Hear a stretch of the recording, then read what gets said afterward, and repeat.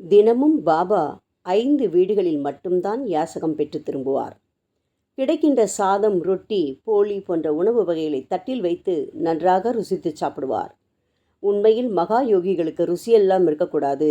ஆனால் மக்கள் அளவற்ற அன்புடனும் பிரியத்துடனும் அவருக்கு கொடுத்த உணவாதலால் எல்லாமே அவருக்கு அமிர்தமாக இருந்தது.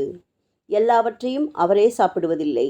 கூடியிருக்கும் மக்களுக்கும், காக்கை, குருவி, நாய் போன்றவற்றுக்கும் பகிர்ந்தளிப்பார். மசூதியை கூட்டிப் பெருக்கும் பெண்கள் கூட அதனை தங்கள் வீட்டிற்கு எடுத்துச் சென்றார்கள். அவர்களின் குழந்தைகள் சாயியின் பிரசாதமாக இதை சாப்பிட்டு திருப்தி அடைவார்கள். பாபா யாசகம் பெறும் முறையும் வித்தியாசமாக இருந்தது. பகலில் ஒரு வேளைதான் யாசகம் கேட்பார். சில சமயம் ஒரு நாளைக்கு 4-5 வேளையும் யாசகம் வாங்க போவார். திடீரென்று ஒரு நாள் 12 வேளை யாசகம் கேட்கப் போய் நிறைய உணவு சேகரித்து வருகிறார். ஓர் ஆச்சரியம் என்னவென்றால், அன்றைக்கு அவரை பார்க்க நிறைய விருந்தினர்கள் வருவார்கள். எல்லாம் காலியாகிவிடும். இவ்வளவு பேர் வரப்போவது பாபாவுக்கு முன்கூட்டியே எப்படி தெரியும் என்று மக்கள் குழம்பி போவார்கள். அன்றொரு நாள் பாபா யாசகமாய் கொண்டு வந்த எல்லா உணவையும் தட்டில் போட்டு சிறு சிறு உருண்டைகளாக்கி காக்கை, குருவிகளுக்கு போட்டார். தானும் 2 கவளம் எடுத்துக்கொண்டார். எல்லா பட்சிகளும் பறந்து வந்தன. சில பறவைகள் பாபாவின் தலையிலும் கையிலும் உட்கார்ந்து சாப்பிட்டன.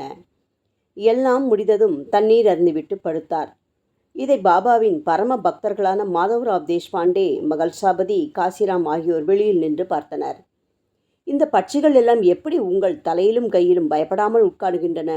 பாபாவிடம் வினவினார் மாதவராவ். என் மனம் சுத்தமானது. யாருடைய மனம் நிச்சலனமாக இருக்கிறதோ அவர்கள் அருகில் பட்சி என்ன, பிராணிகள் கூட வந்து விளையாடும். முதலில் மனதை சுத்தமாக்கு, பிறகு பார் என்றார் பாபா. ஒரு கேள்வி கேட்கலாமா என்றார் காசிராம். தாராளமாக. நீங்களோ மகா யோகி, சாட்சாத் கடவுள். உங்களுடைய மனோதிடம், பலம், திறமை என்ன? நீங்கள் சற்றே புருவம் அசைத்தால் பிச்சைக்காரன் கூட பணக்காரன் ஆவான். நீங்கள் ஒரு கற்பாறையை தொட்டால் அது அடுத்த வினாடி தங்கம், வெள்ளியாக மாறிவிடும். இப்படி இருக்க நீங்கள் ஏன் 4 வீட்டிற்கு போய் தட்டை ஏந்தி யாசகம் கேட்கிறீர்கள்? காசிராம், நீ பெரிய பைல்வான். சொல்கிறேன் கேள். நான் கடவுளின் தொண்டன். கடவுளை ஞாபகப்படுத்தும் ஒரு பைத்தியக்கார பக்கீர். அருமை நண்பர்களே, சும்மா என்னை கடவுளாக்காதீர்கள். எனக்காகவும் இந்த ஜீவராசிகளுக்காகவும் 2 பருக்கை யாசகம் செய்கிறேன், அவ்வளவுதான். அப்படியானால் அதை நாங்களே இங்கு கொண்டு வருவோமே. பாயஜாபாய் வேறு தினமும் தங்களுக்கு உணவு கொண்டு வருகிறார். ஆமாம், ஆனால் ஒன்றை நினைவில் வை. இப்படி யாசகம் பெறுவதால் எல்லா அகங்காரமும் அகன்று விடுகிறது. பக்கீருக்கும் பிச்சைக்காரனுக்கும் என்ன ஆடம்பரம், தற்பெருமை வேண்டியிருக்கிறது. அங்கே இங்கே போய் வரும் அலைச்சல்தான் கஷ்டம். இஷ்டப்பட்டு உழைத்து சாப்பிட்டால் அதன் ருசியே தனி. எல்லா உணவையும் நான் கலந்து விடுவதால் ருசிக்கு இடமில்லை. யார் நாக்கை அடக்குகிறார்களோ அவர்கள் வாழ்க்கையை வென்றவர்கள், உலகத்தையும் வென்றவர்கள். சோற்றுக்கு ருசி இல்லை என்று என்றாவது நாய் சொன்னதுண்டா? இவையெல்லாம் மனிதர்கள் உண்டாக்கியது. அன்னம் என்பது பரபிரம்மம். அதற்கு பெயர் வைக்கக்கூடாது. அதை கொடுக்கும் போதும் பரிமாறும் போதும் அன்புடன், பவித்திரமான மனதுடன் பரிமாற வேண்டும். அதை ஏற்றுக்கொள்ளும் போதும் சுத்த மனத்துடன் இருக்க வேண்டும். அதில் குற்றம் குறைகள் சொல்லக்கூடாது. இது மனிதர்களுக்கு தெரிவதில்லை. ஜீவராசிகளுக்கு இது தெரிந்திருக்கிறது. சாப்பாடு போடுவது என்பது ஒரு மங்களகரமான தியாகம். எனவே யாசகம் எடுப்பதும் அந்த தத்துவத்தின் ஒரு புனித பாகமாகும்.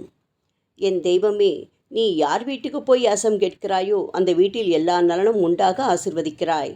எனவே பிச்சை எடுப்பது உனது நாடகம். கேட்பது 1/4 பங்கு ரொட்டிதான். ஆனால் நீ கொடுப்பதோ பூரணமான சுகம். நீ வாங்கிக் கொள்வது கொடுப்பதற்காகத்தான் என்றான் ஷியாமா. நான் எங்கப்பா கொடுக்கிறேன்? பூத்துக் குலுங்கும் பூக்களும் பழங்களும் கொண்ட மரத்தின் மீது ஒரு கல்லை எறிந்தால் கூட 4 பழங்களை கொடுக்கிறது. அது என்னை விட உன்னதமானது. குரோதம், மோகம், பேராசை, கர்வம் இவையெல்லாம் மனிதனின் விரோதிகள். இவற்றில் ஏதாவது ஒன்று இருந்தாலும் மனிதனின் வாழ்க்கை சுகமாக இருக்காது. முடிந்தவரை நாம் இவற்றை எல்லாவற்றிலிருந்தும் விலகி இருப்பதுதான் நலம். சிலர் புகழ் விரும்பியும், சிலர் பணத்தின் பின்னாலும், சிலர் அதிகாரத்தை விரும்பியும் அலைகிறார்கள். இவையெல்லாம் புத்தியை பேதலிக்கச் செய்வன. நாம் எளிமையாக இருக்க வேண்டும். தேவைகளை குறைத்து கொள்ள வேண்டும். ஏழ்மையில்தான் உண்மையான அரச சுகத்தை காணலாம். இதுதான் நிலையானது. பணக்காரனை பார், பணத்தினால் கன நேரத்தில் நாசமடைகிறான். எனவே பணத்தாசை என்கின்ற மோகம் கூடாது. இதுதான் யாசகத்தின் தாத்பரியம் என்றார் சாயி சிரித்துக்கொண்டே. வணங்கும் கைகளை வணங்குவதை விட வழங்கும் கைகளை வணங்குவோமே. ஓம் சாய்ராம்.